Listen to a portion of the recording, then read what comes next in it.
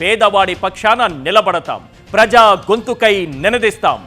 Voice of voiceless, తెలుగువారి మనస్సాక్షి సాక్షి TV. సాక్షి TV ప్రసారాల కోసం మీ స్థానిక కేబుల్ ఆపరేటర్ను వెంటనే సంప్రదించండి. రాష్ట్రంలోని విలువైన భూములన్నింటినీ ప్రైవేట్ కంపెనీలకు కారు చౌకగా కట్టబెడుతోంది కూటమి సర్కార్. ఈ భూముల పందేరం వెనుక చంద్రబాబే అంతిమ లబ్ధిదారు అనే ప్రచారం కూడా జోరుగా సాగుతోంది.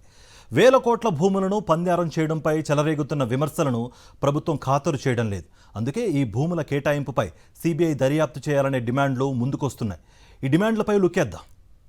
వేల కోట్ల విలువైన ప్రభుత్వ భూముల్ని లులు వంటి విదేశీ సంస్థకు కేటాయించడం అనేక అనుమానాలకు తావిస్తోందని, దీనిపై సిబిఐ దర్యాప్తు జరిపించాలని కేంద్ర ప్రభుత్వ మాజీ కార్యదర్శి ఈఏఎస్ శర్మ డిమాండ్ చేశారు. విజయవాడ, విశాఖ నగరాల్లో లులు సంస్థకు నిబంధనలకు విరుద్ధంగా భూములు కేటాయించారని ఆయన రాష్ట్ర ప్రభుత్వ ప్రధాన కార్యదర్శికి బహిరంగ లేఖ రాశారు.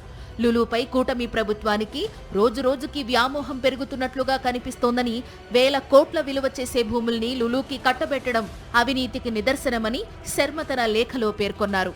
విశాఖ, విజయవాడ వంటి కీలక నగరాల్లో భూ కేటాయింపులు జరపాలంటే కొన్ని నిబంధనలు పాటించాల్సి ఉంటుంది.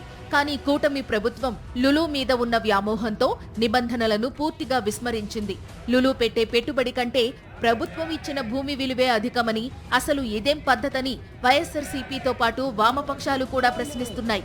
వేల కోట్ల విలువ చేసే భూముల్ని నిబంధనలకు విరుద్ధంగా కార్పొరేట్ సంస్థలకు కట్టబెట్టడం చూస్తుంటే చంద్రబాబు విజన్ ఏంటో ప్రజలకు అర్థమవుతోంది.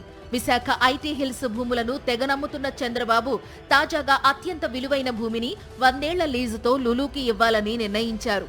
లులు మాల్కు భూ కేటాయింపుల వ్యవహారంలో రాష్ట్ర ప్రభుత్వం చట్టానికి లోబడి వ్యవహరించలేదని శర్మ రాసిన లేఖలో తెలిపారు.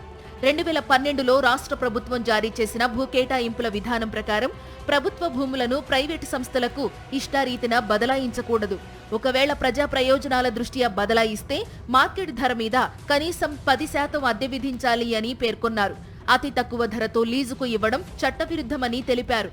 అందుకే ఈ నిర్ణయాలు తీసుకున్న నేతలపైన, సహకరించిన అధికారులపైన సిబిఐ దర్యాప్తు చేయాల్సిన అవసరముందని శర్మ తాను రాసిన బహిరంగ లేఖలో డిమాండ్ చేశారు.